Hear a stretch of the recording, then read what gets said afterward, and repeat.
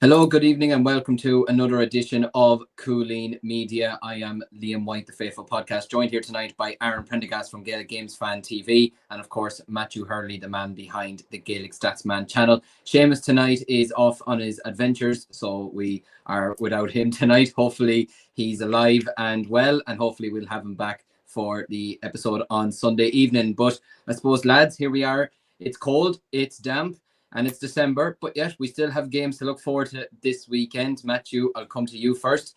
All-Ireland semi-finals this weekend in the Senior Championship. A chance to go to Croke Park next month and potentially make history for your club. Looking forward to the games this weekend. And I suppose, first of all, as well, have you got all the presents sorted for Christmas? I'll go to the second question first, Liam. No. I'm absolutely no. I'm terrible on that, to be honest. This year, just all stuff getting in the way, like work and stuff like that. Hopefully, over the weekend now, there's less Gaelic games action, and I could just go out into the city or whatever and just buy some gifts. Even though it's the 20th and 21st of December, so it's lastminute.com. But there you go. But anyway, look at the games this weekend. Yeah, it's an opportunity for many clubs to make history more ways than one. I suppose St. Martin's have never won an All-Ireland or even get to an All-Ireland final. For one thing, Ballygunner are hoping to win their second in a few years, second with this crop of players. Slaughtneil hoping to be the first Derry club to ever reach an All-Ireland final, which will be some feat, and they've been at it for so many seasons now. Loughrea hoping to reach their first All-Ireland final since I think 06 or 07. So it is going to be an interesting weekend in terms of that. Imagine if it's a Slaughtneil St. Martin's final, a novel final, like that would be absolutely incredible. I know we had a novel final last year, but that would be sensational in its own right. And obviously there's eyes on the intermediate and junior as well. The junior, obviously covering Kilbrittain throughout the year more than anything. So I'll have eyes on the junior on Saturday. They play David Suncourt Cuddy from Wexford. So really looking forward to that game as well. So yeah, not a lot of action to look forward to. There's only 6 games, but I suppose they are important games to look forward to. And yeah, we're 5 days. What is it? 4 days off Christmas, and we still have action. It's unbelievable, really. And look, we couldn't have a bet any other way, really, lads. No, absolutely. We have a cracking weekend to look forward to, Aaron. I suppose, yeah, the football will be taking the centre stage after Christmas. The hurling is happening before Christmas. I suppose if you were from one of those clubs that are competing in the All-Ireland semi-final, either code, or obviously you have the camogie at the moment, which is going to a replay.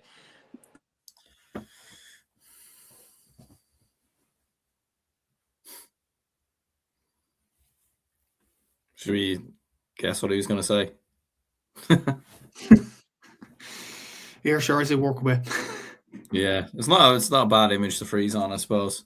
I don't know if he's going to like cut back in there, but yeah, no, look, I'd like to take over what he's saying. I don't know what the question was going to be exactly, but yeah, no, look, looking forward to the weekend's games. There's no question about it. It is weird having two like All-Ireland hurling semi-finals before Christmas, and I know we've kind of mentioned it before. It does seem quite unfair on those players, and look, it feels unfair on the junior games and the intermediate games and everything else that's happening this weekend. But look, from a viewing perspective, we've got 2 cracking games. Loughrea Slaughtneil is on the doorstep as well. It's only up the road in Parnell Park, so I might go down and watch it, to be fair. I'm looking forward to it. I think both games are kind of set up nicely, like in terms of Loughrea, Slaughtneil. I think if we had Slaughtneil and Ballygunner this weekend, let's say, I think you could see a one-sided game there. You could see one team kind of being very, very dominant over the other. But look, I think Loughrea Slaughtneil, I think, is very evenly balanced. In my opinion. Loughrea, you go with certainly as the favourites. But I think Slaughtneil have proved before in the past. And look, we saw Galway clubs lose to Ulster clubs very recently, a couple of years ago, and we remember what Dunloy did. So Slaughtneil will definitely be in the conversation. And yeah, good to have the games back, and look, good to have Liam back there as well now. Or maybe not. Jeez. Can you hear me now? I think so. My God, this is what happens when you live in the bloody Midlands. Terrible Wi-Fi. Right. Well, I have no idea what you said, but I'm glad you said it. Anyway. Well, look, before this goes to disaster again, we'll crack on with the games that are happening this weekend. But before that, we're going to look at a couple of things because we have a couple of comments that are flying in at the moment. So I suppose looking at this comment, first of all, by Peter Griffin. Peter says, hey lads, best wishes to Paddy McBrearty on his retirement, one of Jimmy O's from 2012. Famously played minor and senior on the same day in Ulster. Unfortunately, injury makes the tough call. I suppose, Matthew, I'll come to you first with this one. Paddy McBrearty retiring from intercounty football. It's a real shame. He has a wand of a left foot. He's been one of Donegal's finest ever footballers, and he's going to be sorely missed in the green and gold jersey. Yeah, what a player for Donegal in the past. And yeah, he was a fantastic player, maybe underrated in some quarters by many people. A lot of people would have talked about in that team, Carl Lacey, Michael Murphy, Colin McFadden. But it's worth noting, Paddy McBrearty was still only, 18, 19 years of age under Jimmy that time. He was a sensational footballer. Like, I can remember him playing against my own county, Cork, in Croke Park. He scores 9 points in an All-Ireland preliminary quarter-final, and he was absolutely sensational that day. I think we put 2 men on him. We put Thomas Clancy first, and then Owen Cadigan, and I think another player after that, and they just couldn't live with Paddy McBrearty. He was just absolutely sensational throughout his career, more than anything for Donegal. Donegal legend, I think it is certified now. He's won the most Ulster titles individually for a Donegal player, which is a fantastic achievement. A lot of people might think Michael Murphy, but McBrearty holds that honour with, I think, 7. So, yeah, he was a fantastic player for Donegal and for his club, Kilcar, as well. Obviously, injuries did take over. Like, it was a difficult time for him. And he was only 32 as well, which is quite unfortunate that he ended his career so early on, I suppose. 167 appearances for Donegal, 82 championship appearances, scored 8 goals and 176 in the championship. And then in 2016 and 2019 was his highest tally. So, like, he was absolutely brilliant in fairness in a Donegal jersey. Won an All-Ireland, obviously, in 2012 as well, under Jimmy. And yeah, he was a fantastic footballer and probably one of the greatest of our generation, I would say, in terms of forwards, in terms of brilliant Donegal forwards and things like that. So yeah, he was a sensational footballer, and it's just a shame that he did have to retire so early. Yeah, absolutely. No, he's genuinely been one of my favourite footballers to watch from the Donegal team over the years. Certainly a player that might have the same, probably maybe in a way won't have the same legacy maybe as Michael Murphy potentially, but at the same time has done so much for Donegal football, won multiple Ulster titles, and yeah, he's just an absolute wand of a left foot. So the very best of luck to him on his retirement. Aaron, if you want to give a quick word to him, and as well as this man as well, Niall Kelly is retiring too from Kildare after, I would say, over a 10-year period. A great career for him. Obviously, very good tie player as well. But yeah, a couple of retirements this week with 2 very good players. Yeah, absolutely. Yeah, like the Paddy McBrearty one, I think surprised me a little bit, to be honest. I know he has had injuries and he's been around the block for a good, for a long time. And Matthew obviously ran through his scoring prowess there, and he won I think 5 Ulster titles or something like that in total. So he's an incredible football player. There's no question about that. Didn't play as much last season. He was kind of rotated between him and Oisin Gallen in terms of that kind of 15 position. Made an impact a couple of times off the bench, but was a little bit surprised just given the fact that, look, Michael Murphy's probably given it one more year. There is young players coming through Donegal, there's no question about that, but at the same time, I do think Jim McGuinness and this Donegal team, they want to make the most out of some of the older players and probably give it one more push, one more kind of big year. I don't necessarily think McGuinness is going to be around for the long haul, to be honest with you. Like, I could see him giving it maybe 1 or 2 more years. And I think, look, Kerry are probably the All-Ireland favourites next year, but I think Donegal have a chance. And look, maybe it is injuries.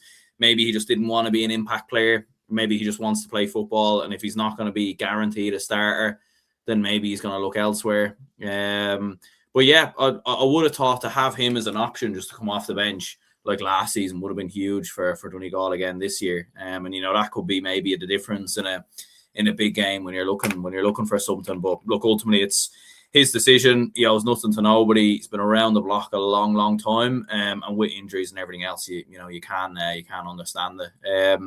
And then Niall Kelly, brilliant Kildare footballer, probably one of the more underrated players, I think, when it comes to Kildare and a tie and everything else. you know, and look, we saw some of the quality with a tie this season, in fairness. And yeah, he's going to be, you know, a miss for Kildare. But look, I'd imagine he'll be sticking around with a tie for a while.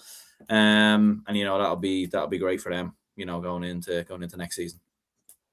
Absolutely, it will. Just flying through some of the comments, it's great to see Peter Griffin in here as he is every single week. Good to see you, Peter, throwing in the comments. A couple of interesting ones there regarding some of the meetings that were being held during the week between the GDA, the Camogie Association and the LGFA in the Oireachtas, looking at potential integration into the future and looking at the spending that was done by certain counties over the year as well, reading there Galway 2.3 million and all that. And I know after GDA spent a lot of money, and I can imagine Cork and Dublin have probably spent a lot of money. I suppose, Matthew, looking at from an integration perspective, can we see this happening potentially over the next couple of years? And in terms of spending from a county setup perspective, I mean, it's an amateur sport, but it's so professionally run now that when you read these types of figures in the millions or whatever, it's absolutely insane. It is, to be fair, and yeah, it's hard to see kind of an integration in probably the next while, in all honesty, because I had this discussion with Seamus about a few years ago about sit-down protests and things like that. I remember those in 2023, like they were big kind of news stories back then, and we're thinking, when is like this was planned during COVID initially in 2020. And then 3 years later, there was the sit-down protests. And then like 2 years later, obviously, nothing's really, well, they're edging towards an integration. But at the same time, there still isn't concrete evidence that this is going to happen. And I suppose another key story this week was the AFLW players moving down. Like I'd love to know what is keeping the men's players, for example, the brilliant men's players around the island of Ireland, and then the LGFA players leave. Like the big LGFA players, I'm talking the likes of Vicky Wall, Amy Mackin down through the years. Obviously, recently enough, Sarah Wall from Meath, like Aoife Horse, like these are big players in the LGFA. And I'd wonder, why are they stepping away from the game in LGFA at inter-county level? Whereas when you look at the men's game, the likes of David Clifford, the likes of Con O'Callaghan, the likes of these brilliant players are still sticking around. They're not they're not enticed by any contracts down under. So I'd wonder what is kind of the differentiation there. But yeah, the sooner it does happen, the better. Like there's been stories even with the ladies' games over the week, like even not just the AFLW, even Big Hoppinger, who was a brilliant dual player down through the years. She's confirmed in the last week to Ciara McCarthy for the Southern Star that she won't be doing dual next year. She'll be only concentrating on camogie. She didn't want to make that decision, but she was kind of forced into the hand because like, the LGFA and the Camogie Association just wouldn't work together in terms of organising fixtures. What an integration would do in those instances then, because you look at the hurling and the football, they're kind of evenly spread out per county. Like Cork footballers play one weekend, Cork hurlers play another weekend, and it's just common sense coming across the board. With the Camogie Association and the LGFA, it's not the same. They're different organisations. Sometimes you have Cork LGFA teams and Cork Camogie teams playing on the same weekend, and then the dual player ultimately is irrelevant after that. Obviously, Libby didn't want it to come to that situation, but I'd wonder, like, from the AFLW standpoint, will the LGFA players be enticed to stay on the island more? And from a dual standpoint as well, will the Camogie Association and the LGFA actually work together and actually come up with a contingency plan in terms of fixtures and have them at separate times to suit the needs of the players and things like that? Because it certainly wasn't the case with no integration as we have now. I hope it does come in the next few years. I'm really hoping it does. I wouldn't be holding my breath considering this has been planned back in 2020. That's 5-6 years ago at this stage. Will it be planned in the near future? I'm not sure. Like, I think it needs to be planned either next year, 2027 at the very minimum. If it doesn't get planned for then like if it's 2028, like that's a too long gap. That's 8 years, Liam. Let's be honest. That's way too long. So yeah, the sooner it does happen, the better. Looking at how it has developed though, I wouldn't be holding my breath. Yeah, it's really hard to know at the moment, and it's probably something that I can't really see happening over the next couple of years, to be honest with you. I think there's a lot of work and there's a lot of discussions that need to be held and a lot of people that be trying to get on the right side of each other. And like you mentioned there, especially with putting games on the same weekends that involve LGFA players and Camogie players having to choose between one or the other. Like, that's not fair. Like you mentioned there, in club championships and in inter-county championships as well, you have your examples, your Corks, your Dublins, your Offaly's, just with the three of us on here. They'll all be playing on separate weekends. They'll all be playing on different weekends, different venues, and it's all, it's all made in the right way. Whereas with the camogie and LGFA, a lot of time it just feels like it's all up in the air. So look, hopefully over the next couple of years, or just soon anyways, they can come to some kind of an agreement, and maybe this can be integrated together, because at the end of the day, we're all one community. At the end of the day, we're all Gaelic Games, and that's the way it should be seen. I suppose, looking at this comment I found interesting from Peter Griffin, again, I'm going to put this one to you, Aaron. Another talking point this week was from Martin Brettany, suggesting the Galway hurling champions enter either the Munster or Leinster club knockouts. Now, obviously, us being Leinster hurling supporters, we've gotten used to Galway being in the Leinster Championship over the last couple of years, because obviously they're not going to be forced to play against the likes of Roscommon, Mayo, Sligo. They're just not up to that level at the moment. It'd be unfair kind of every single year. But in terms of the club championship, we know that obviously someone like Loughrea, they win the Galway championship, they're straight into an All-Ireland semi-final, whereas you get someone from Dublin, from Offaly, from Cork, whatever, they have to go through their respective provincial championships. Can you see a possibility where a Loughrea or St. Thomas's, whatever, could be competing in a Munster, Ulster, Leinster club championship anytime soon? I think it could happen. I think St. Thomas winning the All Ireland a couple of years ago, though, probably maybe curtails that a little bit. Because look, they were in that same boat, and they managed to get over the line. They proved it was possible. But at the same time, look, we saw what happened to them when they played Dunloy a year previously, where they were caught kind of cold on that particular occasion. It definitely is a possibility. I think it would be one of them, though, where, I think the issue you would then have is you're going to have one provincial winner go straight through to an All-Ireland final, and then you're going to have the other two provinces battle it out in that kind of aspect in a semi-final position. So that could potentially become an issue in terms of how you manage that. I know you could do Leinster versus Ulster one year with Munster going into the final and then kind of rotate it. But yeah, I'm not sure. It'd be interesting to see how Turin get on this weekend in the Intermediate Hurling Championship, because I think they're, that we could have something potentially there. We could have something brewing maybe in a Connacht Hurling Championship. I'd definitely like to see them trial it. Look, even if they did it next year and Galway beat them by 30 points, do it again. Run it. Don't just give it one game. Do a trial over maybe a 3-year period. And then we can kind of see maybe how that kind of holds up. And I know it's only an extra game. It's only one extra game. But yeah, I don't really know, to be honest with you, because I think the Leinster Club Hurling Championship is competitive enough and good enough as it is. I think the Munster Club Hurling Championship is very good as it is. Do you need someone else in there, and then you're spoiling? You're going to have a weekend with one semi-final. Yeah, I don't really know how they'd manage it, to be honest. Yeah, it's certainly an interesting debate. Anyways, for one, I'd say keep them away, because we don't need more competition in Leinster than there is already, to be honest with you. And that's not me being salty that we lost in the quarterfinals. But no, it is an interesting topic anyways, and one to certainly come back to over the next couple of years, unless you can get someone like a Turin, who are making great strides in the club hurling circles, to maybe go to an extra level over the next couple of years. But we'll just have to wait and see. Well, I suppose now we may as well get into the games that are happening this weekend, and we're going to be starting off with the game between Ballygunner and St. Martin's, picked out as potentially and possibly, I would say, the game of the weekend. And our good buddy, Mr. Seamus Brady, he is alive, he is well, and he's thrown in the comment. Love to see it, Seamus. Hope you're well. Well, lads, apologies I can't make this one. Who's your player picked to be the key difference maker this weekend? I suppose we'll look at it first of all from a Ballygunner versus St. Martin's perspective. Matthew, I'll come to you first. Obviously, we know the talents of both these teams. We know the real standout players.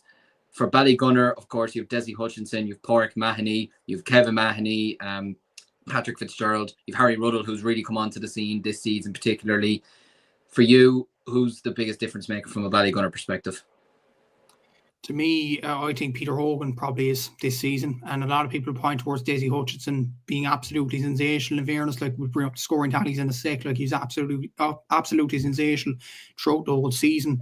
But I think Peter Hogan, around the middle of the park, he's probably influence on games, the way he sets up scores, the way he gets involved in rucks. As well as that, he scored a lot from play, I think. I think he's been very, very good, and he's been probably the difference maker. He's the guy that kind of makes Ballygunner tick. And obviously, SARS came up against him in the Munster semi-final. Obviously, Ballygunner were the better team on the day. But he was sensational, really. I thought he was controlling the tempo of the game in many ways. And he was in many other games as well. The likes of the Pearship game, the likes of the Aero game. And yeah, I think he'd be an absolute huge player as well. I think Philip Manny, the thing is, like, if you punt balls long into the throat of Philip Manny, he's going to claim him all day, every day. He's a very good centre back. Stephen O'Keefe as well, the way he kind of uses his possession very, very well. I think he's definitely a difference maker in many ways. I think Harry Ruddle, I agree with you, Liam. I think he's been very good from wing back. Probably the most improved player from a Ballygunner point of view this season. Kevin Manny, always underrated. Patrick Fitzgerald as well, is capable of a few scores here and there. And I think a difference maker in terms of maybe a different way, probably Pádraig Manny if he is fit, because Ballygunner have a free taker that you know is going to get 10 out of 10, 9 out of 10 every single game. Whereas some other club teams may not have that. I know that Martins have Rory O'Connor and Jack O'Connor, and they are very good free takers in their own right. But I think with Pádraig Manny, he's a huge difference maker for Ballygunner in terms of his free taking. But to pick one difference maker from a Ballygunner point of view, I'd have to go for Peter Hogan, considering his performances this season, the way he kind of dictates the play for Ballygunner. Absolutely. He's had an unbelievable season. We're going to pull up the scores from the Ballygunner perspective, first of all, just focusing on them. And it's fair to say they've had their good range of scores this season, none more so than Mr. Hutchinson himself. I suppose, Aaron, 970 in the championship is just absolutely outrageous scoring. And when you look at it, only 27 frees overall, the 26 frees plus the 165. So overall, he has still scored 9 goals and, correct me if I'm wrong with the maths, and 43 points from play across the entire championship, which is just absolutely incredible. You've Pádraig Mahoney, who's got 34 points this season, 7 points from play. Peter Hogan, as Matthew was mentioning, 2 goals and 22 points, all coming from play. Kevin Mahoney, 2 goals and 21 points from play. Patrick Fitzgerald, 318, etc., etc. Like, those are some outrageous scores to be getting in the championship. We talked about St. Finbarr's firepower last weekend in the Camogie Championship. And then you look at Ballygunner scores, it's equally as impressive, and especially with the score lines that they've been putting up over the last couple of games as well in the Munster Championship. Yeah, it is, and especially with Desi Hutchinson, he's been a freak of nature really for Ballygunner. And really over the last couple of years he's been extraordinary. Like I've said it before, I think he does get a lot of praise and everything else, but I think his skillfulness on the ball and the way he moves on the ball, the way he can beat players and just create that little shade of space that other players can't find, I think for me is what makes him on his day one of the best forwards in the country. We probably haven't seen that with Waterford maybe over the last couple of years for whatever reason, but when he has that Ballygunner shirt on, he's next level, and he's unmarkable on his day. Owen Cuddihy, scoring 417 from play, probably not a player that maybe gets mentioned in, I think we look at Desi Hutchinson, we look at Pat Fitzgerald, we look at Pádraig Mahoney, Matthews mentioned Peter Hogan. Owen Cuddihy doesn't really get put in that same bracket as well, but yeah, he scored 417 from play, 425 overall. I'd agree with that comment as well from Peter. I think Stephen O'Keefe's been excellent as well, on his puck outs. He's been absolutely brilliant. In particular, against SARS, I thought he was outstanding that day. In terms of his puck out. So yeah, it's an interesting one. It's hard to see against Ballygunner. I know we'll get on to St. Martin's now. But with the form that Martins are coming in, I think that's what makes this really, really interesting.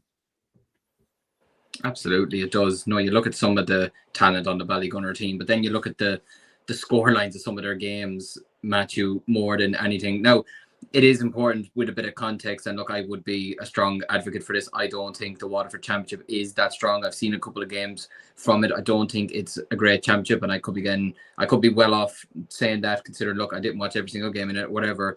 But you do look at the dominance from Ballygunner, and really the only game that they looked vulnerable enough in was in the semi-final, where De La Salle nearly pulled off what probably would have been the biggest shock in the country had they knocked him out in the semi-final. But then you look at the final, 235 in a county final over Mount Sion, 227 over passage, 324, 327. Like, these are huge score lines to be getting in your own respective club championship. But then they went into the Munster Championship, obviously very, very much were ran very close by the Piercing in the Gaelic grounds.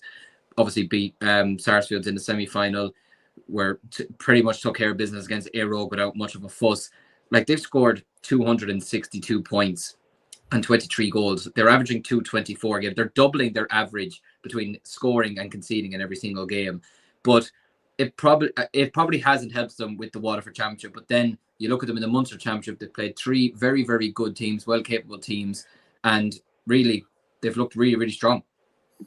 They have, in fairness, and I suppose when you look at their whole journey to the final, they've had only 4 games that the winning margin have been under 10 points. The game you mentioned, the Waterford Championship game against De La Salle, and 3 Munster games. And let's be honest, I think out of those games, I think the De La Salle game, the thing was, and context is very, very important here, Patrick Fitzgerald got sent off in the first half. So Ballygunner were actually down to 14 players. So maybe it was a disappointment for De La Salle not to put them away that day, because that was a major opportunity to do so. So when you think about it, when going through all that, the only 2 sides to put it up to them at stage is the Piercing, definitely in the Gaelic grounds, and having home advantage in the Gaelic grounds definitely helped the Piercing that time. And at stage, it's the Sars game. Like, Daniel Hogan scores a couple of goals, could have gone either way then, and then obviously Ballygunner get a few goals down the home stretch to make it comfortable enough in the end. But like, Sars and the Piercing were the only real 2 teams in the last few years to really put it up to Ballygunner when you think about it.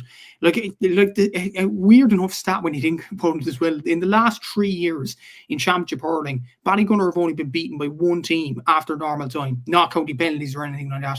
Against Sars last year, where Shane O'Regan scores 2-3. Like it or not, that's a ridiculous record. I know the Waterford Championship isn't the most competitive, and I will admit that it isn't great standard at all when you look at it. Like, Ballygunner's B team won the second year of the Waterford Championship, which is a story for, obviously, that we discussed in length on the podcast previously. But like, Ballygunner's dominance in the Waterford Championship is just second to none. You look at the scorelines that they have been putting up. Like, even the second day out, they beat Bricky Rangers. Bricky Rangers only scored 8 points. Like, they didn't concede a goal in their first 5 games of the Waterford Championship. Like I don't know, does that come down genuinely to how strong Ballygunner's defence is, or does it come down to the poor quality in the Waterford Hurling Championship? Probably, maybe a bit of both there. But the thing is, like, in their next 6 games after those first 5 games, they've only kept a clean sheet in one of those games against the Piercing. And that was a game where the Piercing really misfired in terms of their shooting and all that. So could it be maybe pathway to victory for Martins? I know we'll get on to Martins in the sec, but their goal scoring, that'll be utterly key. Like, if Rory O'Connor hits the back of the net in the first 2 minutes, could Ballygunner start to wobble a small bit? We'll have to see what does happen. But the record's absolutely sensational. It does speak for itself. Like, a 15-point winning margin is absolutely sensational in its own right. But you are right, Liam, in many ways. The Waterford Championship isn't the best quality. And like, can Martins put it up to them for the very off? I think they can, but we'll have to see what happens. Absolutely. And I suppose moving on to St. Martin's from their perspective, and I'll go to you, Aaron, as someone who would have been well aware of St. Martin's over the last 2 years, having played Nafina for the last 2 years in a row, beating them this season, losing to them last year in Parnell Park. You look at the scores that they have: Rory O'Connor, a goal and 78 points this season, and you take away the frees and the 65s, whatever, he's still got 19 points from play this year. Jack O'Connor, 4 goals and 31 points, was man of the match in the Leinster final last day. Really stood up for his team when they needed him most. Barry O'Connor, 317, Mikey Coleman, 414, both coming from play. Like, that's 731 from play from 2 different players, which is absolutely incredible. You've Darren Codd, 217, who I think's had a really good season. Even Diarmuid O'Leary, who's normally a defender, scoring 4 points as well, chipping in, etc. The scorelines go on. But they have their own firepower themselves. And I suppose one thing that probably has helped them when you look at their championship, their pathways to the championship, the Wexford Championship would be probably more competitive than the Waterford Championship, I would say. And that's probably evidenced by some of the scorelines in some of their games. I mean, beating Chevaliers by 5 points, Glen Barntown 6 points, Rapparees beating them by four points in the end, Ratnure St. Anne's 4 points in the county final, etc. So they've probably had it a lot tougher in the Wexford Championship, and then going through the Leinster Championship. I mean, to beat the All-Ireland champions on your own home turf, and especially after losing to them last year, to dispatch Naas the way that they did, a very good Naas team as well, who've been on the up for the last couple of years, and then to take down the ultimate, I would call them, final boss in Ballyhale Shamrocks, in Croke Park especially, in a first ever Leinster final. They've averaged 218 this season, 18 goals and 213 points across the season. They're averaging conceding a goal and 14 points. They can absolutely hurt Ballygunner this weekend. And having had those games, those real competitive games, it'll really stand to them. Absolutely, it will be. Yeah, like I mean, the momentum that they're coming in with is huge. You know, like, and yeah, like the O'Connors have been like outrageous this year. And even Barry O'Connor that you were mentioning there as well, like scoring 317. But yeah, like I think what's improved mainly is they've a lot more forward power now across the pitch. I don't think they're just, you know, like, because even watch them, maybe not necessarily last season against Na Fianna, but in previous kind of big games and everything else, like, yeah, there was that big gap in Wexford where they kind of had the championship a little bit earlier, but it did seem like there was maybe a bit of an over reliance on the O'Connors a little bit. But I think this year you're seeing a lot more. You know, I think Darren Codd has been very underrated this season. We mentioned like Peter Hogan being the man who kind of ticks Ballygunner. I think he's nearly been kind of the same player in many ways. You know, so and then yeah, you've Luke Kavanagh, who's been very impressive as well. So a lot of kind of scoring like forward power across the pitch, and yeah, like to take down Na Fianna the way that they did, they've showed they haven't showed anyone too much respect.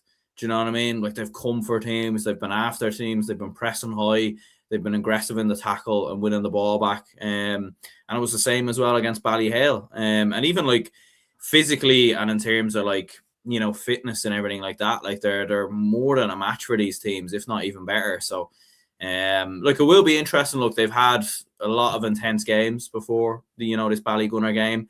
Ballygunner will probably, as we know, a lot more used to these kind of matches and everything else. Martins have been on an incredible run. You feel like if this game is in the balance, the Gunners probably would have a little bit more being able to shade it. But look, if St. Martin's can get a run on Ballygunner and if they can catch them on an off day, there's definitely a chance there, and there's definitely an opportunity. So, yeah, I think it will make it a very, very interesting game. Of course, I decided to cough the moment I meant to go to speak, but yeah, no, I think it is something that will. Jesus Christ, I think it is something that it will. Huh? It's not going well today. Jesus, who let me be a host? But no, I think it is something that probably will stand to them. I think you're absolutely right. Like they've had, you look at the games that they've had, like Na Fianna and Ballyhale. The Fianna team who won the All-Ireland last year, they're 3 in a row now in Dublin. Ballyhale, we know the talent that they have. We know the pedigree that they have as well. And yet they went out and they showed absolutely no fear against them. They weren't startled by Croke Park or anything like that. And I suppose, Aaron, just from this perspective, they're the underdogs this weekend. And a lot of the time, St. Martin's this season have nearly been underdogs, I feel, in every game, probably bar Naas since winning the Wexford Championship. And it's nearly suited them down to the ground. And it might very well suit them again this weekend. 100%, yeah. Like they've kind of relished that underdog tag. Do you know what I mean? Like they've very much kind of embraced it and everything else. And like a lot of people written them off against Na Fianna. I thought Na Fianna would have enough and kind of come back and everything else after narrowly coming through Luke and Sarsfields when they weren't great in that game either, Na Fianna. But I thought, they kind of learned their lesson and they kind of be back on it. But no, they've been outstanding. They've been really, really strong. And I don't think you would say any of the games have been fluky wins or, like anything kind of that nature. Like I think even like against Na Fianna, they probably could have won that game by more. Against Ballyhale, like it was neck and neck in different stages. But I think St. Martin's, were by far the better side. And same against Naas as well. And yeah, I think matchup wise, it's going to be very, very interesting. It's going to be interesting to see how Martins can try and curtail Stephen O'Keefe's influence from puckouts. How do you stop Desi Hutchinson? At the same time, how do Ballygunner stop the O'Connors, So I think the main thing, like we'd hope for, obviously with it being win-3 conditions and everything else, we get the game that this deserves. Because I think if this is played in summary conditions, like this could be a game of the year. Like this could be a game we could be speaking about for a long time. But obviously in these conditions, sometimes teams can be nervy and everything else. There's a lot on the line. But yeah, no. Look. Hopefully, conditions can hold off, and we'll have a bit of a cracker. Absolutely. Well, look, it's going to be very interesting. Sorry, go ahead. No, I was just going to fill in for yourself there.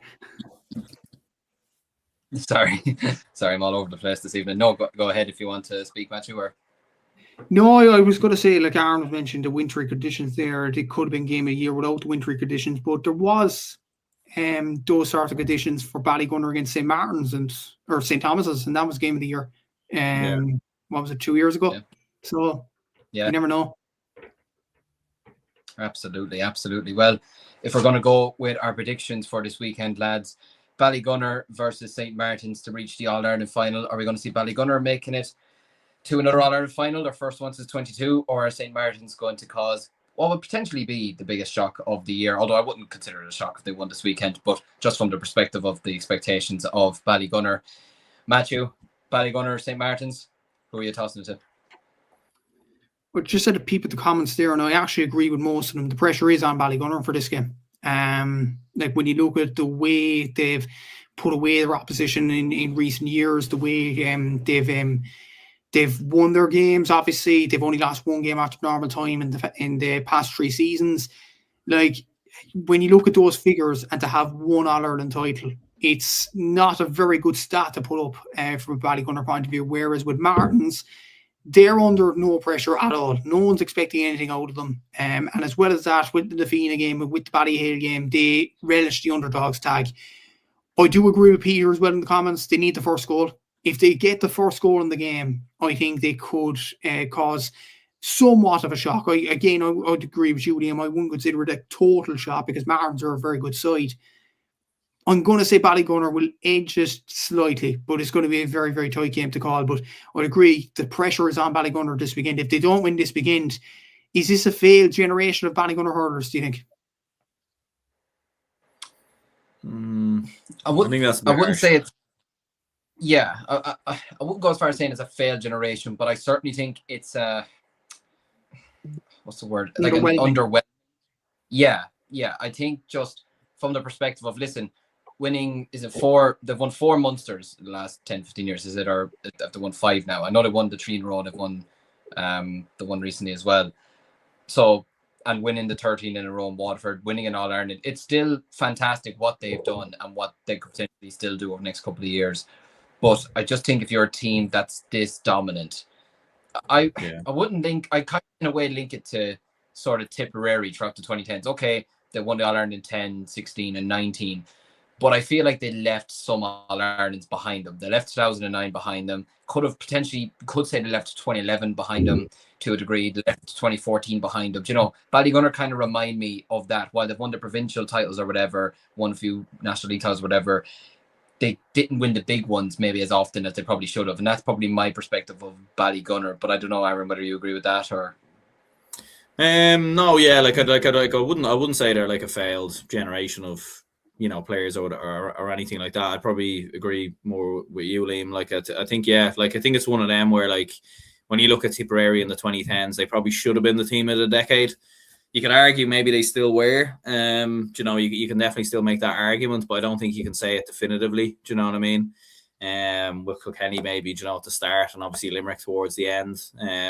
You know, but yeah, like I definitely think, yeah, like I think there will definitely be regrets there, like if they don't get another one over the line, you know. And look, I know there is young lads coming through, but like with the Mahneys and maybe even Desi Hutchinson to a certain extent, you know, they're not gonna be around forever. You know, it's probably 2-3 more years. You know, there's probably going to be a decline maybe with some of those players as well, and everything else. But yeah, no, I would agree as well. Like you'd look at that one against St. Thomas a couple of years ago when they lost that on penalties. That was very unlucky. You couldn't really kind of disagree with them, you know, for losing that. That was just a little bit of an unlucky one. But there have been a few times I think they have let themselves down in big matches. But and look, if they were to lose this one, I think it would be a bitter pill to swallow, just given the fact that, you know, St. Martin's haven't been a team to get to this stage. on a regular basis. So yeah, I think it would sting if they don't come through this. Absolutely, definitely. Well, Matthew's going with Ballygunner for this weekend. Aaron, you follow suit, or are we back in the Leinster boys? No, I think I'll go with a 3-point win for Ballygunner. I think it'll be one of them where it'll be tit for tat throughout the majority of the game. I think Martins will have stages where they lead, but I think it'll just probably be in the last 10 minutes where they'll pull away. Like, even I've mentioned it before, like Ballygunner against the Piercy, where they found another percentage to go up on for the last 10 minutes, and I think they'll do something similar here. Interesting. Well, I'm going against the grade, and I'm actually going for a Martins victory this weekend. Yeah, I know I'm going to be laughed at on Monday morning. I know I am, but I'm usually it's me I'm going to be sticking my neck out there. Well, I'll let you have this weekend off from that perspective. No, I just have a weird feeling that we could be getting deja vu from last year with Sarsfields, or potentially with Thomas's from 2 years ago, only just without the penalty shootout. I just have a feeling like Martins are a real dogged team, and they never know when to give up, evidenced by Nafina, evidenced by Ballyhale Shamrocks. And I think I still, to this day, say that the way that Sarsfields bet Ballygunner last year is that they had a go at them, they ran at them, their work rate was absolutely off the charts, and on a damp, wet, miserable day as well, they got stuck in on a day that Ballygunner had absolutely no interest in doing that. And I just have a feeling if Martins can apply that this weekend, they might just about have enough. And they're riding the crest of a wave as well after winning a first Leinster championship. I'm telling you, winning a first provincial, it can do things to you. We've seen over the last couple of years, but we'll just have to wait and see. So we're going to move on next then to the other All-Ireland semi-final, which is taking place this weekend between the Galway champions Loughrea and the Derry and Ulster champions Slaughtneil. I suppose, Matthew, this is the game that is least talked about between the two games, which is probably fair considering Ballygunner, their previous All-Ireland winner, St. Martin's, after the way they've won the Leinster Championship. For Loughrea, it's been a long time since the Galway final. I can't imagine they've gotten a load of maybe top-notch challenge matches in that time, considering a lot of the top clubs across the country would obviously be finished at the time of the year. Maybe they played the NUIG team or the UL teams, or teams like that potentially, or something like that. But it has given them a chance to rest. It has given them a chance to see what Slaughtneil are like in the Ulster Championship. And they're probably going into this weekend as the favourites to beat Slaughtneil. But what way do you see this going?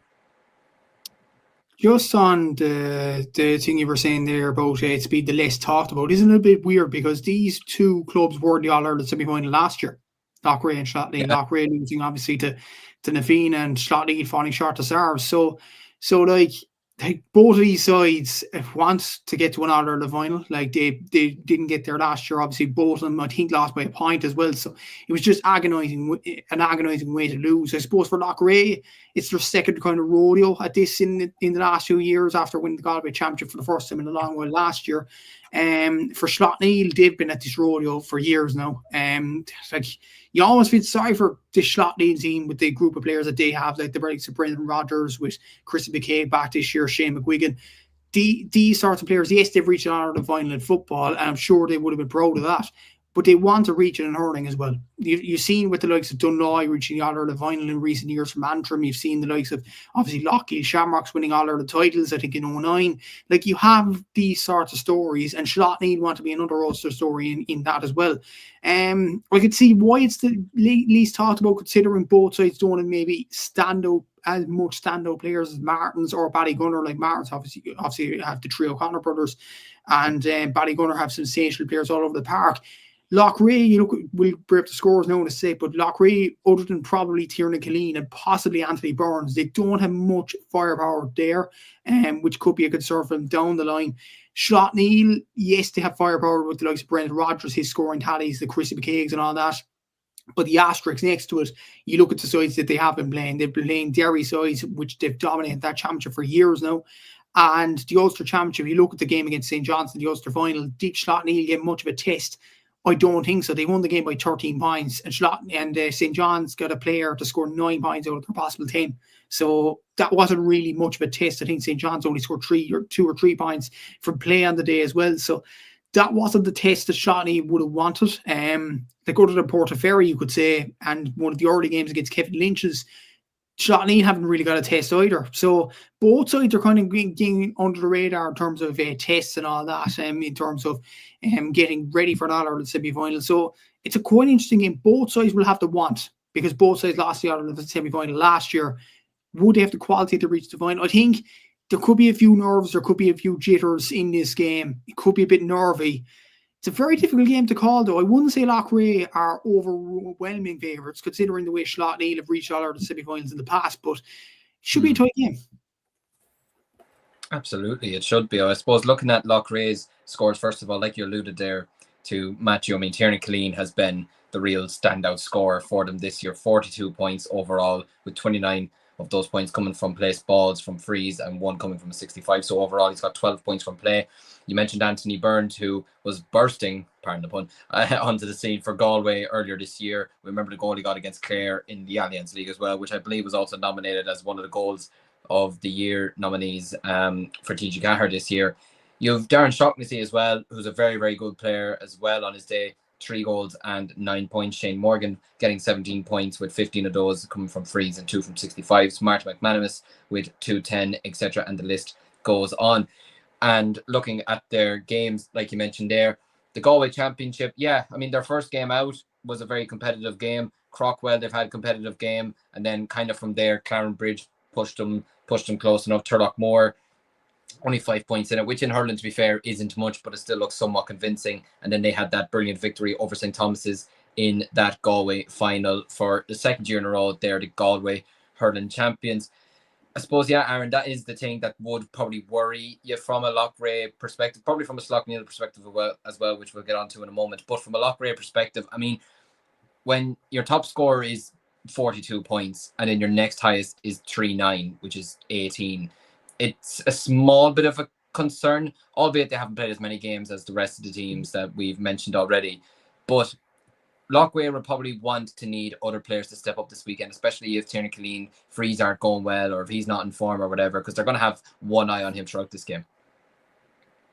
Yeah, 100%. Yeah, and I think that's why it is interesting, because it is two teams who've been quite similar in that regard. Do you know what I mean? Like, there's not a huge amount of score-run power. Like, we were looking at Ballygunner and going through, like some of the forward power that they have, and we were going through the O'Connors, scoring, mental amount of points really.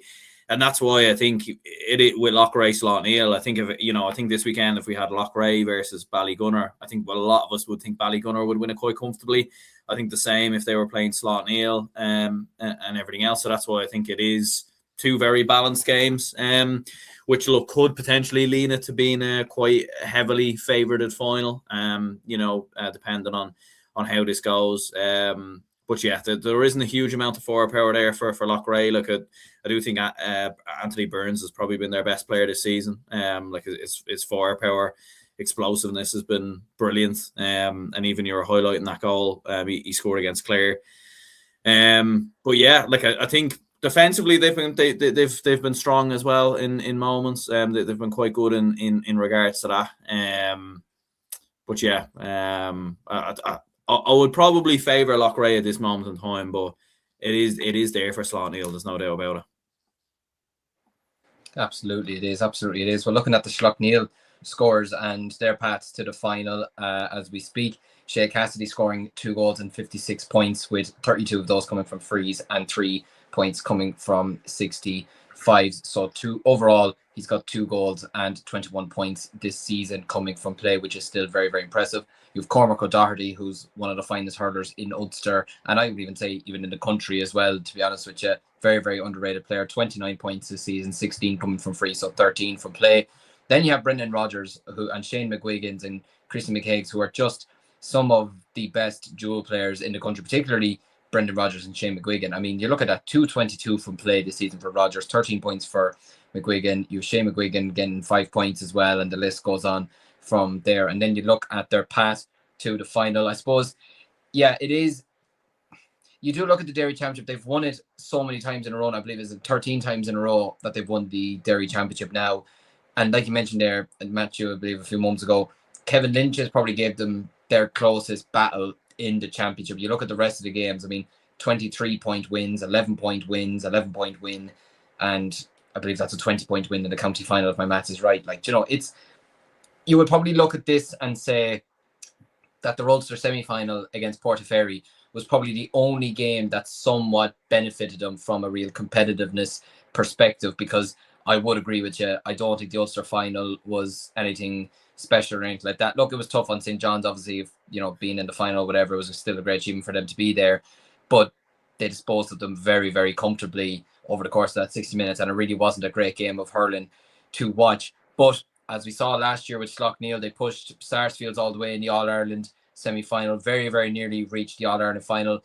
Like, this is the fact that we nearly had Loughrea, Slaughtneil in the All-Ireland final last year, nearly 2 pucks of a ball from, we would have had a very different final last year compared to what we did have in the end. But it's probably no benefit in a way to Slaughtneil, probably similar enough to Ballygunner, that they've kind of been sweeping the Derry Championship away with relative ease.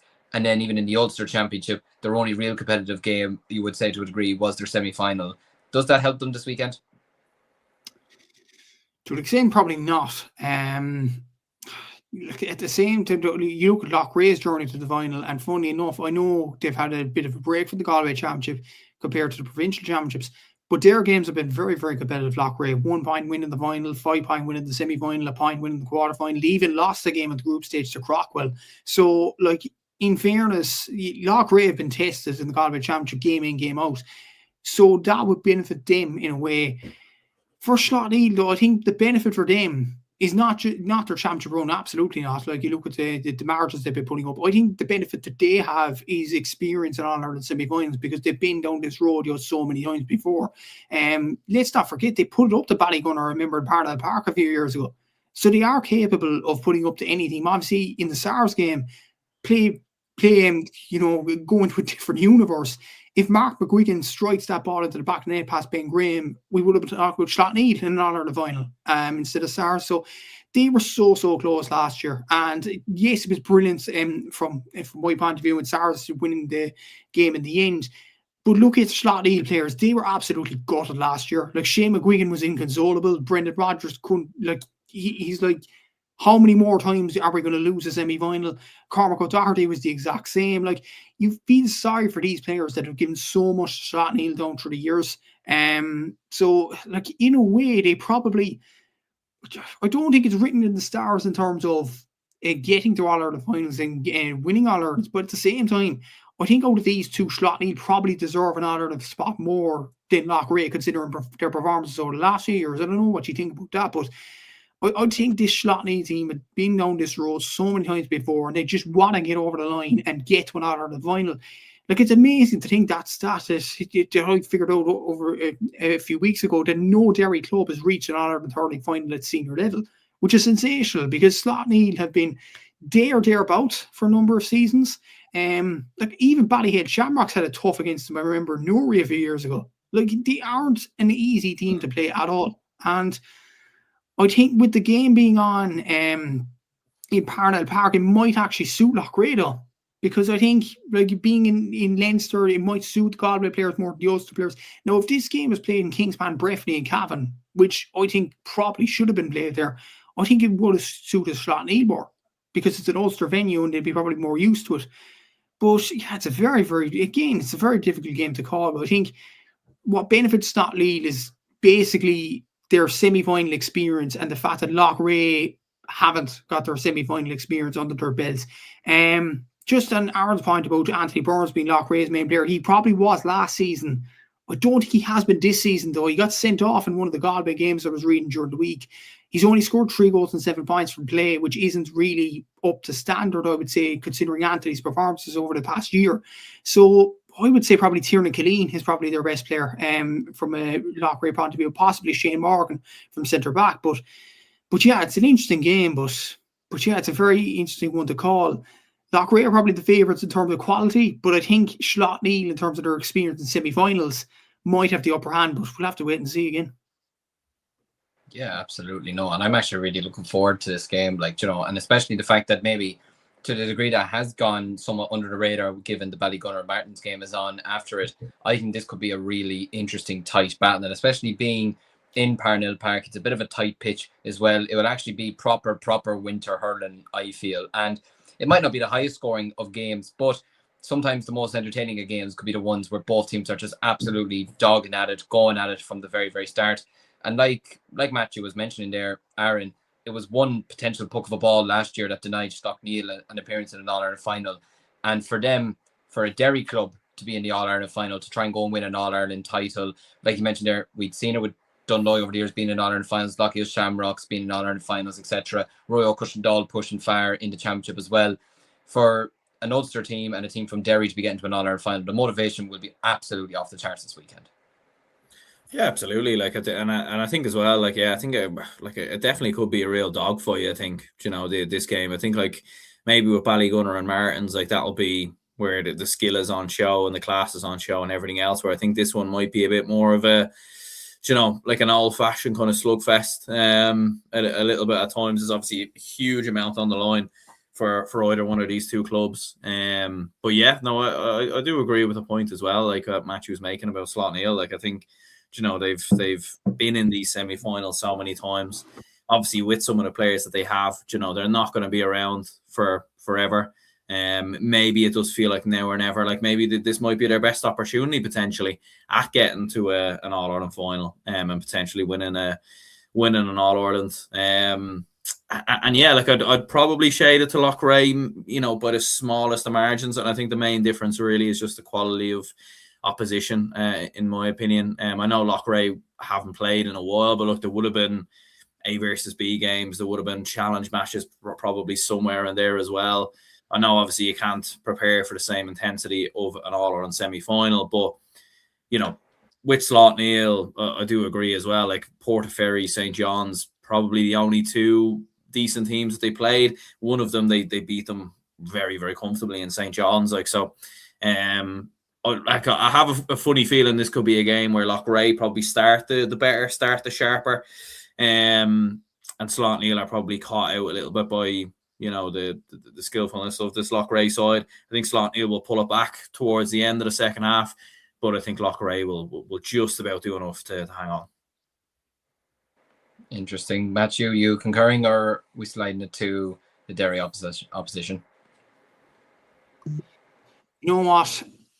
The thing is, maybe this is a bit of my heart talking. I think Slaughtneil will get over the line this weekend because simply they're all Ireland semi-final experience, and you can't go to the well so many times and end up at the losing side the same number of times. Like eventually the nut has to crack sometime, and I feel like it could crack this weekend. Possibly considering Loughrea's, I know they played in the final last year, but possibly their lack of experience in All-Ireland semi-finals. I'm going to slide it to Slaughtneil, but just about. But maybe it was just looking at those players last year and just feeling like, yeah, obviously you were delighted SARS got over the line, but I was looking at those players, the likes of McGuigan in particular, and I was thinking, when are they going to get to an All-Ireland final? When are they going to break that glass ceiling? I'm kind of hoping it's this weekend because those players deserve to play in Croke Park for their club. The service they've given over the last few years. So I'm going to go for Slaughtneil to win the game. Wouldn't be surprised if Loughrea do, but I think Slaughtneil might edge it.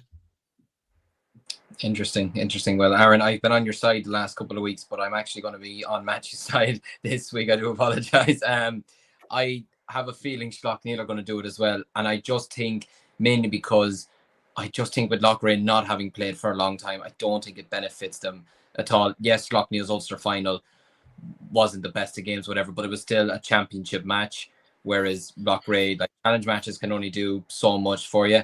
And as well, there is that side of it of, now look, I still think Loughrea showed great potential last year. They probably should have beaten the Fianna, to be honest with you, in that semi-final. They probably have huge regrets over that as well. But I have a feeling this game will actually go to extra time, but Slaughtneil might just have the fitness to get themselves over the line in the end, maybe a goal in extra time or something like that. So I'm going to go for Slaughtneil versus St. Martin's final, which would be interesting. Well, no matter who gets to the final this weekend, it's going to be a very interesting final in a couple of weeks' time in Croke Park, but we'll just have to wait and see. So that's the All-Ireland semi-finals from the senior level wrapped up. There are other games that are taking place this weekend, as we know, in both the junior and the intermediate championship. We'll look at the intermediate first of all. We'll just give a quick word to these. Éireog Carrickmore of Tyrone are taking on Toreen of Mayo. That's in Kingspan Breffni Park at 2 p.m. this Sunday. And in the other game that's taking place in Laois Harrow Park at 2 p.m. Both these games, by the way, are on Sport TG Cahir as well. So shout out to them for showing these games as well. They're doing a great service all year for the club championship. Upper Church Drumbain are taking on, from Tipperary, are taking on Kilkenny's Danesfort. I suppose, Aaron, for Danesfort, I mean, the way they won the Leinster Championship, the way Richie Hogan just came off the bench when he probably wasn't even supposed to be there and won them the championship was absolutely terrific. But it's interesting as well, and I think it's brilliant to be seeing Tyrone versus Mayo in an All-Ireland hurling semi-final. Never thought I'd see the day. The two of them obviously famously playing an All-Ireland football final in 2021 when I think it was just confirmed that Mayo are just cursed forever, that they'll never win a football All-Ireland, to be honest with you. But Toreen are a team that have been on the up the last couple of years. They were beaten All-Ireland finalists a couple of years ago, just narrowly losing out to Monaghan in that All-Ireland final in Croke Park. And if they can get themselves to another All-Ireland final and go up against one of a Tipperary or a Kilkenny team, it could do so much good for Mayo hurling. Yeah, absolutely, it could. Like we were kind of alluding to it earlier. Look, I think it's great, to be fair, to have a Tyrone team and a Mayo team in an All-Ireland semi-final. I know obviously it's not senior, but at the same time, it's great to see. And I think we want to see, counties rise in hurling. Mayo, Roscommon, Tyrone, Armagh, like all these counties, we want to see them kind of rise up. We've seen a little bit of in Leinster in recent seasons, Carlow, Kildare, these kind of teams kind of bursting up. And we want to see more of it, because ultimately we want to have the best, we want to have the best kind of sport and the best kind of competitive nature of the game that's possible. I wouldn't know a huge amount about the Tyrone champions, to be honest. Like I've seen a bit of terrain here and there, and obviously been following them over the last couple of years. I think Fergal Boland's involved, isn't he, with terrain? So they've got like a couple of Mayo footballers obviously involved there. And yeah, like I think look, it would be great to just have it's not often you probably have a Dublin man cheering for a Mayo representative, but I'd like to see them do it, to be fair, just mainly because I would like to see a bit of a, I wouldn't say a renaissance in hurling and Connacht, because it's probably never been there to begin with anyway. But it'd be nice to see the Mayo teams come up, the Roscommon teams come up, and maybe we could have a bit of a Connacht Club hurling championship.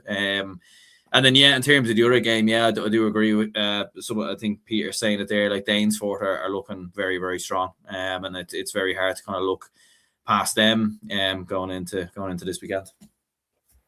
Absolutely, yeah. No, I think Danesfort are looking fierce good at the moment. But at the same time, Upper Church Drumbain won a very competitive Munster championship as well. So they're definitely not a team to be sneered upon either. And looking at the junior championship, Matthew, I'll come to you with this, because there is a Cork interest in the semi-finals this weekend, with Kilbrittain of Cork taking on Davidstown Court Cuddy from Wexford. That game is taking place in Clonmel Commercials on Saturday at 1 p.m, also on Sport TG Cahir.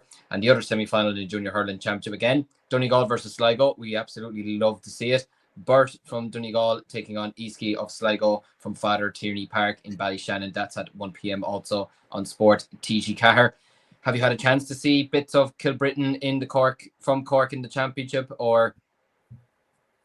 I have, Liam, without a doubt, because I watched their final against Glenroe for second team, and they were very, very impressive in it. A lot of very good players. Obviously, they beat Kyle Rossity in the Munster final, who, just for context for our listeners, have Padraig Fitzgerald, a Waterford senior intercounty player who scored a lot in the National Hurling League. And Kilbrittain got a guy, James Hurley, to mark him out of the game, and they were absolutely exceptional. They beat them 217 to 9 points. It was a very, very good win. And normally, I would say Kilbrittain, they're a West Cork team. They're from Carbery. They're from my home patch, I would say. And West Cork hurling wouldn't be considered high in Cork. It'd be East Cork, Emo Kelly direction. It'd be North Cork, all them areas of Cork. But Kilbrittain have kind of torn up the scripts in many ways. They've beaten some good sides this season, the likes of Ballygarvan, the likes of Glenrover's second team, and the likes of Knockderry from Limerick, and obviously Kyle Rossity in the Munster final from Waterford. They've beaten some very, very good sides, and they've proven what West Cork hurling can do if they put in the work. Like Kilbrittain have played 7 championship games. They've won every single one of them, which is a very, very good record. David Courtney, in comparison, I did a bit of research on them for a piece in the Southern Star this week, and I think they've lost a game in the Wexford Championship. They drew a game in the group stage. So what I would say, Kilbrittain have more of a winning mentality, I would say, than Davidstown, which is quite a positive there. Mark Hickey scored 1 goal and 56 points across the whole, including Cork and Munster, which is very, very impressive from him. He's been brilliant. Their captain might be a familiar name, Philip Wall. He's actually Jamie Wall's brother, and he's Kate Wall's twin. Kay Wall, who plays for the Bars, obviously, last weekend against Atton Rice. So he's from an esteemed family, and he's a very, very good player. Obviously, I interviewed him after the Cork final win over Glenrover's second team. And obviously, it was a very good interview in the Southern Star. I did another interview with Bertie Butler on the Star Sport podcast as well. And hopefully there'll be more interviews to come after Christmas with this Kilbrittain team. Like, they've been absolutely sensational. Joe Ryan's been brilliant in coaching this team as well. Obviously, they do have other great players, stand-up players and things like that as well. The likes of Ronan Crowley. Like, they do have some brilliant players. Josh O'Donovan, brilliant players all over the pitch. And hopefully they can get over the line. Like Davidstown have some decent players. David Dunn, a former Wexford inter-county hurler who won the Leinster Championship in 2019. He scored 8 goals and 10 points in the last 7 games. So that's very, very impressive from him. Experienced campaigner. You have some very good players. All Doyle's there, and Joe James and Porrick. You have Brian Smith, Oisin Hayes. So you have some decent players in the Davidstown Court and the Cuddy team, and they beat Barrow Rangers from Kilkenny, and Kilkenny clubs will be really strong in this grade in junior. So they are going pretty well, and they won the 3rd tier of Wexford hurling, whereas Kilbrittain won the 5th tier of Cork hurling. So there might be a bit of a gap there. But judging by Kilbrittain beating Waterford's 3rd tier champions in Kyle Rossity, I feel like they'll have enough for David. So I think and I hope Kilbrittain will get over the line this weekend. The best of luck to all the players involved and everybody involved there. And hopefully Kilbrittain can make it to the Holy Grail in Croke Park. Look at the other semi-final, Aiski against Burt. Obviously, Aiski do have experience. They reached the All-Ireland final a few years ago in junior, playing Ballygunner, coincidentally from Cork. They lost that game, but they do have the majority of the Sligo inter-county team, including Andy Kilcullen, who scored 7 goals and 81 points, I think. Yeah, 7 goals and 81 points for Sligo this season across Nicky Rackard and Lee this year, which is absolutely exceptional. He's a very, very good hurler. And let's be honest, if he was from any other county, any higher tier county than Sligo, he'd be talked about a lot more. He's a very, very good player. They do have the majority of the Sligo team. They've won the last 5 Connacht championships as well, so they are a very good side. And you look at Burt from Donegal, they lost the semi-final to, I think, Setanta in the senior championship in Donegal. Now, because Donegal has only 8 senior teams, I think only 8 hurling clubs in general, they're forced to have one of their senior championship teams to compete in the junior championship, which isn't any harm, I guess. But Burt are competing in it. They won the Ulster Championship. They won the All-Ireland quarterfinal against Tomas McCurtains from London as well. So they're under some very good form. Liam McKenny's a probably main player from them, a very good player from Donegal as well. I'd probably say Aiski will edge it because of like their experience at this level and obviously reaching All-Ireland finals before. We'll have to see what happens, but I'm just hoping all the best for Kilbrittain and hopefully they'll get to the All-Ireland final. Absolutely. Well, we're wishing the very best of luck to all the players across the weekend in what is the final weekend of club games in the country for 2025. It's been a very emotional year for the club championship. It's been an emotional year in Gaelic games in general, and hopefully 2026 will bring much of the same excitement. So that's another episode wrapped up for Cúilín Media this evening before we all start getting delusional. That was around an hour and 10 minutes. We start usually going a bit bonkers. So my thanks to everyone who has tuned in this evening, everyone that's left comments and interacted with us. It really does help the channels. It really does help the show. So thanks a million to everyone who tuned in on this dull, wet Thursday evening, listening to us for the last hour and 8 minutes. Thanks to Matthew for tagging on. Thanks a million to Aaron as well. And thanks to Seamus for throwing in his comment. And hopefully he's having a wonderful evening in Dublin this evening. We'll be back Sunday night to look back on the games, the action from the weekend's games. But until then, enjoy the next couple of days and we'll see you again on Sunday evening. Instinct, baby.